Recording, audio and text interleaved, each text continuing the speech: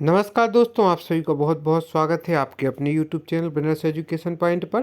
सर्वप्रथम मित्रों, आप हमारे चैनल को सब्सक्राइब करें, वीडियो को लाइक एवं शेयर करें। हम डिस्क्रिप्शन बॉक्स में जाकर इंस्टा मॉड्यूल की लिंक के माध्यम से आप हमारे मुख्य परीक्षा एवं प्रारंभिक परीक्षा के हैंड रिटन नोट्स की परचेस कर सकते हैं। MPPSC मुख्य परीक्षा पेपर 2 राजनीतिक विचारक के जो नोट्स हैं, यूनिट 4 के नोट्स हैं नए सिलेबस के अनुसार, जो कि MPPSC 2021 के लिए बहुत ही उपयोगी है। जनवरी माह में आपकी परीक्षा है।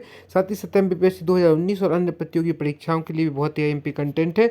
स्टार्ट करते हैं आज का हमारा वीडियो। सर्वप्रथम भारतीय राजनीतिक विचारक में देखेंगे कौटिल्य के बारे में। तो कौटिल्य का नाम आप में से कोई अछूता ही रह गया हो, बाकी सभी कौटिल्य के नाम से भली भांति परिचित हैं। इनका वास्तविक नाम विष्णुगुप्त है और तक्षशिला पाटलिपुत्र के विख्यात शिक्षक एवं मौर्य साम्राज्य के प्रधानमंत्री एवं विचारक हैं कौटिल्य।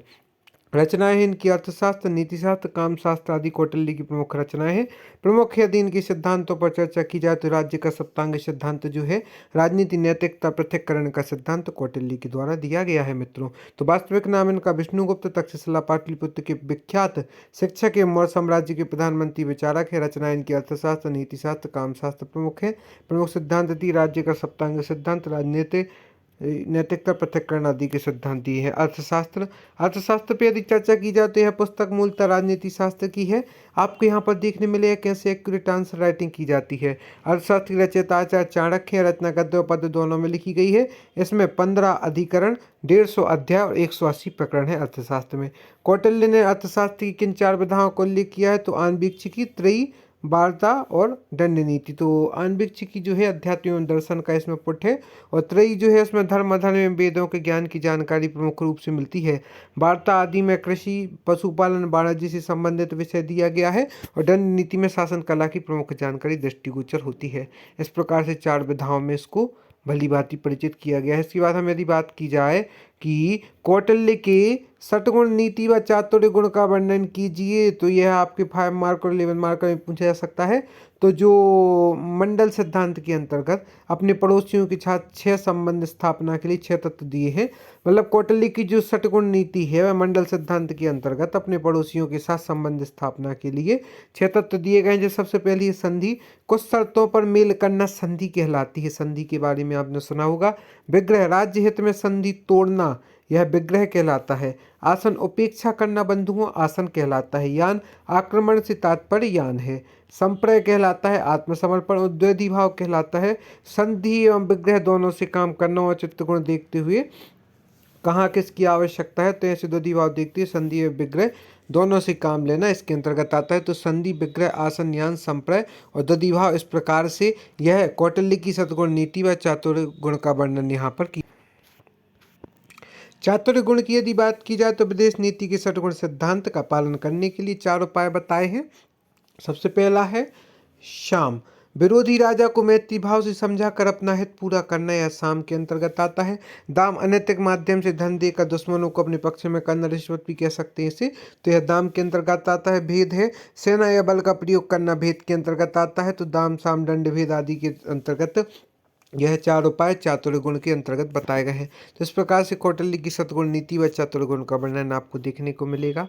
अब हम बात करते हैं कौटिल्य के प्रशासन में कौटिल्य के सिद्धांत किस प्रकार उपयोगी हैं। तो वर्तमान परिप्रेक्ष्य में भी प्रशासन में कौटिल्य के सिद्धांत प्रासंगिक हैं। सबसे पहला सप्तांग सिद्धांत, वर्तमान संदर्भ में भी प्रशासक को अच्छे अधीनस्थों की आवश्यकता पड़ती है, यह सप्तांग सिद्धांत के अंतर्गत आता है। विदेश नीति जो है, वर्तमान प्रशासकों को भी प्रजा के कल्याण व सुरक्षा संबंधी कार्य करना चाहिए, यथा बाढ़, भूकंप, महामारी के समय उनके पोषण, राहत व पुनर्वास के इंतजाम करना चाहिए, विदेश नीति के अंतर्गत आता है। मंडल सिद्धांत जो है, मंडल सिद्धांत के अंतर्गत आता है कि इसे अपनाकर पड़ोसी राज्यों, क्षेत्रों तथा समूहों के साथ समन्वय कर शासन के कार्यों का संचालन किया जाना चाहिए, मंडल सिद्धांत के अंतर्गत आता है। आपको सबसे सरल एवं सुलभ भाषा में यदि आपको व्यवस्थित नोट्स मिलेंगे तो आप हमारे business education point YouTube channel को निश्चित रूप से इससे जुड़े रहें। आपको फ़ायदा मिलेगा और आप 3 मार्क, 5 मार्क, 11 मार्क आदि प्रमुख रूप से लिख सकते हैं। अब हम बात करते हैं मंडल सिद्धांतिकी से अपनाकर पड़ोसी राज्यों, क्षेत्रों तथा समूहों के साथ समन्वय कर शासन के कार्यों का संचालन किया जाना चाहिए। कौटिल्य की दंड नीति के क्या उद्देश्य, तो हम देखते हैं उपलब्धि की प्राप्ति, जो कि प्रमुख उद्देश्य है कौटिल्य की दंड नीति का। जो इच्छित है परंतु प्राप्त नहीं हुआ है, उसे कैसे प्राप्त किया जाए, यह कौटिल्य की दंड नीति का प्रमुख उद्देश्य के अंतर्गत आता है। इसके बाद लब्ध का परिरक्षण, जो प्राप्त कर लिया है उसकी रक्षा करना। पहले तो कोई वस्तु प्राप्त करना, उपलब्ध की प्राप्ति मतलब जो इच्छित है परंतु प्राप्त नहीं हुआ है उसे कैसे प्राप्त किया जाए। फिर लब्ध का परिरक्षण, जो प्राप्त कर लिया उसकी रक्षा कैसे की जाए। फिर रक्षित का विवर्धन, जिसकी रक्षा की गई है उसमें बढ़ोतरी कैसे की जाए। पहले प्राप्त करना, फिर उसकी रक्षा करना, फिर उसमें वृद्धि करना।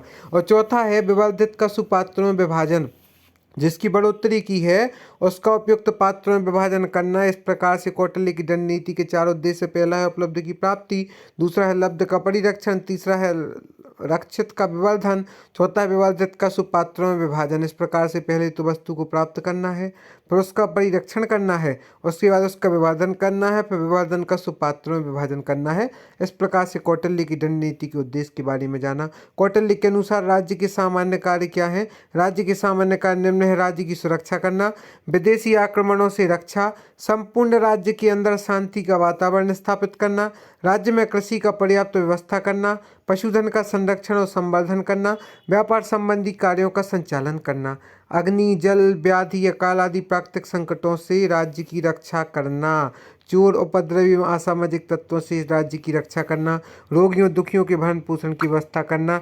यह भी कौटिल्य के अनुसार राज्य के सामान्य कार्य के अंतर्गत आता है कि सबसे पहले तो विदेशी आक्रमणों से रक्षा करना, संपूर्ण राज्य के अंदर शांति का वातावरण स्थापित करना, राज्य में कृषि की पर्याप्त व्यवस्था करना, पशुधन का संरक्षण और संवर्धन करना, व्यापार संबंधी कार्यों का संचालन करना, अग्नि, जल, व्याधि, अकाल आदि प्राकृतिक संकटों से राज्य की रक्षा करना, रोगियों दुखियों के भरण पोषण आदि की व्यवस्था करना। अब अमात्य के बारे में जानेंगे कि अमात्य राज व्यवस्था में राजा को सलाह देने वाले मंत्री होते थे। ये उच्च प्रशासनिक अधिकारी होते थे। कौटिल्य ने इन्हें सचिव भी कहा है। आप डिस्क्रिप्शन बॉक्स में जाकर इंस्टा मौजूद की लिंक के माध्यम से हमारे मुख्य परीक्षा प्रारंभिक परीक्षा के 100 नोट्स परचेस कर सकते हैं, जो कि एक्यूरेट है और टॉपर्स के निर्देशन में तैयार किए गए हैं।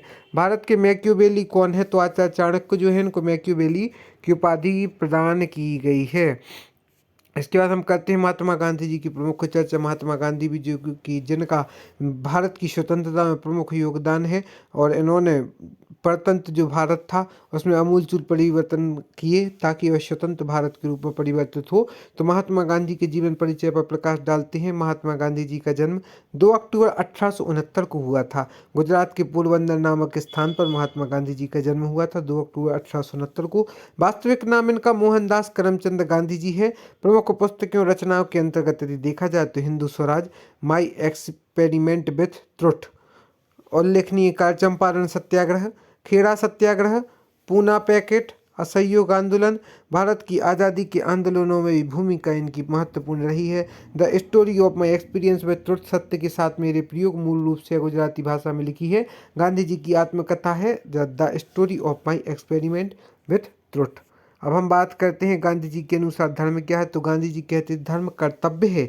इनकी धार्मिक विचारधारा बहुत ही व्यापक है, ना कि संकुचित और व्यवहारिक थी। धर्म एक अच्छे जीवन का नियम तथा सामाजिक संबंधों में स्थिरता प्रदान करने वाला तत्व है। धर्म का परम उद्देश्य व्यक्तिगत हित एवं सामाजिक हित है। हम बात करते हैं गांधी जी के नैतिक और सामाजिक विचार कौन से हैं, तो महात्मा गांधी चिंतन और व्यवहार के हर क्षेत्र में धनी थे।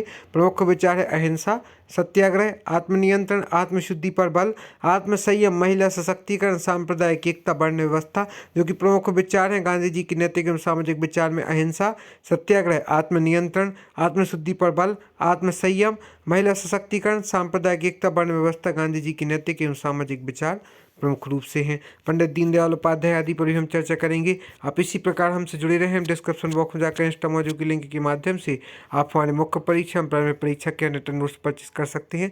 आप सभी के लिए सुनहरा अवसर है मित्रों, जिसमें आप जुड़े और हमारे नोट्स परचेस करें और जो हमारा कॉन्टैक्ट नंबर 70 67 92 34 10 पर संपर्क करके आप हमारे हैंड रिटर्न नोट्स परचेस कर सकते हैं। धन्यवाद दोस्तों।